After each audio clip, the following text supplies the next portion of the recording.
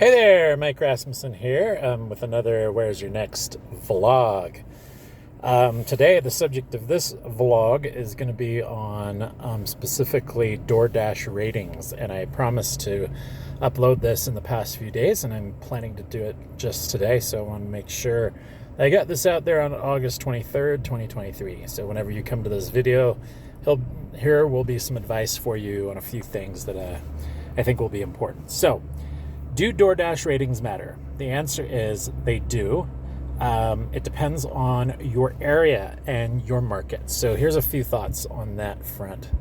I've had just from experience, just let me explain why I think I have a little bit of knowledge on this topic. So I've done about 7,000 deliveries over Uber Eats and about 5,000 on DoorDash. So I want to give a little bit of the experience, on that topic based on that. So just so you know, I have a full-time day job, and just from observation, this is what I've learned. So on DoorDash, specifically, there is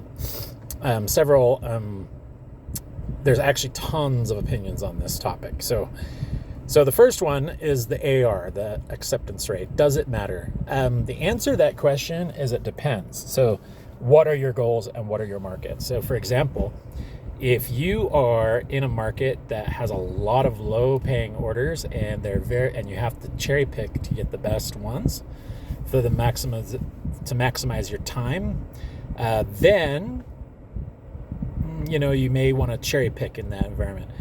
Now, if you want to get better orders, keeping your acceptance rate above 50%, for example, may get you better orders based on your market. So there's the new Diamond program. So every time you get above 50%, you're supposedly getting better orders. And then once you hit 70% acceptance rate, then you're getting more. So for full transparency, I'm sitting at 92% right now. So let me explain why that is. So I actually, in my market, pay by time is actually very helpful. So I make ours was up to about $16.75 at one point, and I still do the pay by order as well, but for a while there, I was getting a lot of really, really good solid orders that were as a result of the pay by time. So pay by time, the disadvantage of that, I'm going to cover in another video, but just for the purposes of this video, the key is if you are looking to get a certain status by the end of the month. So for example, to hit Top Dasher, you need the following stats. You need at least a 4.7 on your customer rating out of 5 stars. You need a 95% drop rate. So you have to have 95% or above. So what that basically means is you get an order, you unassign it after you've accepted it. That affects your drop rate. So the less times you do that, the higher your drop rate will be. So you have to have 95% in order to hit Top Dasher. The other one is the on-time delivery. So that's an interesting one because I think that one actually measures your total deliveries over time. So mine is at 80% on-time delivery. Now that's an interesting stat, and the reason is in my market as well, there was some traffic as well. So traffic, waits at restaurants, so on and so forth. So, it takes all that into account. So now, if you deliver within the window of time on DoorDash as long as you're there within 10 minutes of the expected time, then you're okay with that metric. It's when you get above 10 minutes that you have to worry. So for me, 80% of the time, I'm on time. So I'm trying to get that number up, but I think it's over the lifetime of my 5,000 deliveries. I've noticed that, so that seems to be the case. The final one is let's see, what's the other rating there? I'm trying to think of them all. So there's the acceptance rate. I think I've covered the acceptance rate, the drop rate, the customer rating, and the on time. Yeah, those are the 4. So again, keep in mind these ratings to hit the Top Dasher program, which is becoming something called the tiered program. So in my market, it's still Top Dasher, but interestingly enough, some markets, they're piloting something called the tiered program. So kind of keep an eye on it. Essentially, it's the same thing. But if you keep it above a certain rate, then you get better orders, and then the diamond program would affect you. So theoretically, if you have your acceptance rate above a certain rate or a certain amount, you're going to get better orders. And they're generally going to be higher tipping, higher paying. On the other hand, that's the other thing is it going to matter, if you're a cherry picker? So, there's a lot of thoughts about this. In my market, there are so many dashers that having Top Dasher is actually extremely helpful. So you have to have 100 deliveries for the month, and then hit the following stats. 4.7 on your customer rating. Mine's 4.95. Now, interestingly enough, on that customer rating, they actually discount some of those ratings. So, for example, if you had a long wait at the restaurant, if there was customer fraud, that means if the customer lied about the order or something, or has a habitual habit of doing so, then they won't count that rating. So if the restaurant was taking a long time, that won't count against you. If it was late when it was already offered. So just keep in mind that customer rating is an average of the rolling 100. So again, if those customers rate you on a scale of 1 to 5 stars. So again, mine's sitting at 4.95 right now. And again, 18 deliveries were discounted. So keep in mind, again, it's just very interesting because, I had 18 times where the restaurant took a little longer than normal, went above the expected wait time. So when that happens, they don't count it. So, and if you call support, they'll get that down.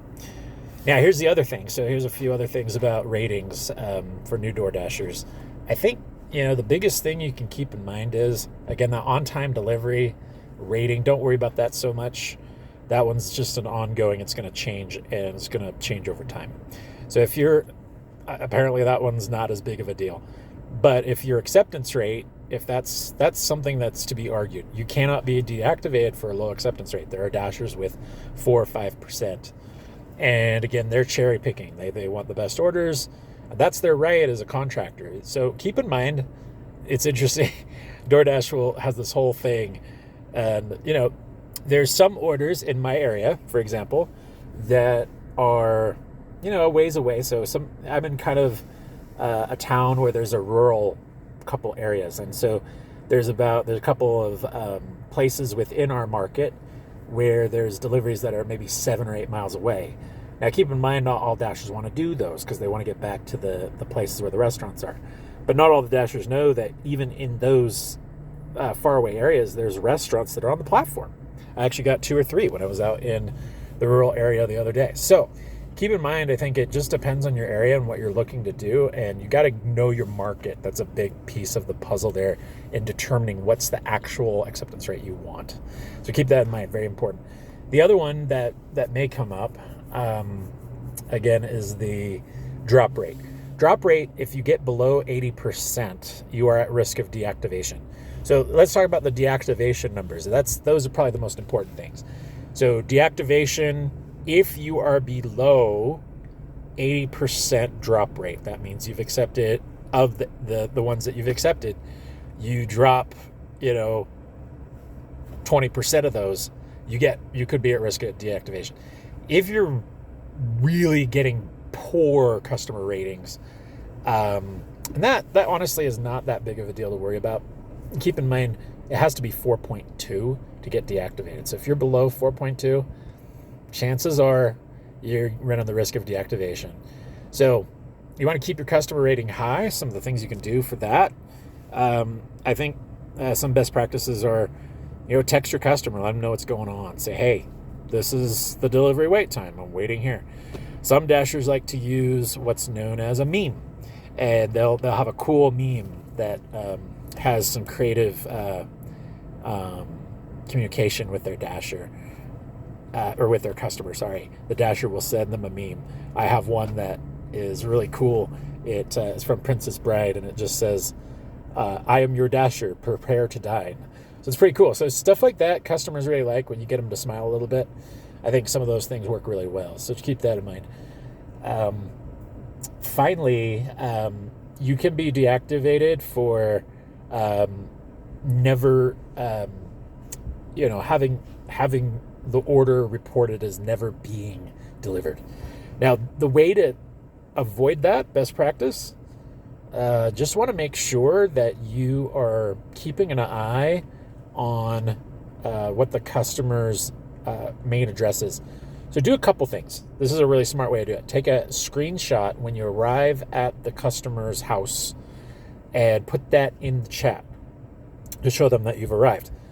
That puts evidence in the DoorDash chat that the support team can look at in case the customer says something never arrived. So take a screenshot of when you arrived, take a picture of the house number within the app as well. And always take, if you're really OCD about this, you can take a screenshot of you putting the order in front of the customer's house. Screenshot that, have a backup for your phone. As soon as you press that it's arrived and you press complete the order, it disappears from your screen. So you may not have a record of it after that. Do keep in mind those are important things. So just a few best practices. Take a picture of the house number, screenshot when you arrive. 2 great things to do. That's actually the minimum I would do. And if you're really, some DoorDashers actually take a timestamp. Really interesting. So those are just some best practices. Those are some things I hope help new Dashers. This is a little bit about ratings. Keep in mind, if you're in a saturated market, which means there's a lot of drivers, and you hate scheduling like I do, I keep the top Dasher status because I want to stay, so I don't have to schedule myself, and then I can go whenever I want. So that is an advantage, especially if in your area Uber Eats isn't as heavy. The multi-app game is a strong strategy. So you'll hear a lot about this stuff. Pretty interesting. I've been averaging, this is my side gig, so I do part-time. So I'll probably go out dashing 15 to 30 hours a week, depending. And I usually make about $2,000 to $3,000 a month. It's not too bad. So just keep in mind, if you're smart and you play the game right, you'll get the better orders. Again, top Dasher is going to really kind of depend on your market. Is it an advantage to have in your market? Maybe, maybe not. In my market, it is very helpful to have top Dasher because there's so many of them.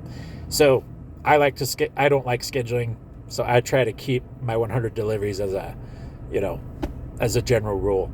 And that's usually making the side money that I need. That's it for now. I hope this was helpful. Hopefully someone out there gets, some value out of this. If I had I'm still learning screenshots, so bear with me as I learn on my channel how to do that. I'm just getting the feel for how do I put that in my vids. So as I start learning how to edit better, my content's going to get better. So thanks for sticking with me. I'm glad you're here. Have a great day. Where's your next? Get out there. Keep hustling. Have a great day. Bye.